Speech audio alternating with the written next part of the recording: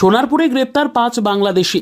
এই মুহূর্তে বড় খবর, সোনারপুর থেকে গ্রেপ্তার 5 বাংলাদেশি ধৃতদের আজ পেশ করা হবে বারুইপুর আদালতে। গোপন সূত্রে খবর পেয়ে সোনারপুর থানার পুলিশ বৈকুণ্ঠপুর এলাকা থেকে তাদের গ্রেপ্তার করে। ভোরে তাদের গ্রেপ্তার করা হয়। কিভাবে ও কি কারণে তারা এখানে এসেছিল তা খতিয়ে দেখছে পুলিশ। 1 বছরেরও বেশি সময় ধরে সোনারপুরের বৈকুণ্ঠপুর এলাকায় একটি বাড়িতে ভাড়া নিয়ে বসবাস করছিল 5 জন বাংলাদেশি। প্রত্যেকেই পুরুষ। তারা একটি গার্মেন্টস কোম্পানিতে শ্রমিকের কাজ করত। পুলিশ সূত্রের খবর, বেআইনিভাবে তারা ভারতে আসে। সোনারপুরের বৈকুণ্ঠপুরে বাড়ি ভাড়া নিয়ে তারা থাকা শুরু করেছিল।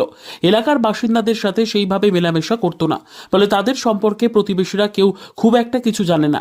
তবে যে বাড়িতে থাকতো সেই বাড়ির মালিক পলাতক, তার সন্ধানে তল্লাশি চালাচ্ছে পুলিশ। দেখো, এগুলো কারখানায় গেলে সব জানতে পারবে। এবারে মানে কি কারখানা এটা? এটা আগে গেঞ্জি কারখানা ছিল, কিন্তু এখন তো সব তো মানে মানে বন্ধ হয়ে গেছে অনেক দিন। কোথায় ওইদিকে কোথায় কারখানা আছে সেখানে যাওয়া আসা করে। আচ্ছা, এছাড়া মানে এরা এখানে থাকতো? হ্যাঁ, এইখানটা এসে রাতে দেখি থাকতো, সকালে যেত আবার রাতে এসে থাকতো।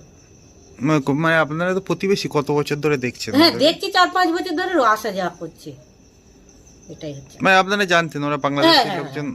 মানে জানতে, এবার বাংলাদেশি কি জানি না, এটাও জানো সব কে কি কাজ করছে আমি কি কে জানো, কে বাংলাদেশি কি এখানকার লোক, বা আরো তো অনেক আমাদের ইন্ডিয়ার মধ্যে অনেক জায়গা আছে, এটা আমরা কি কে জানো।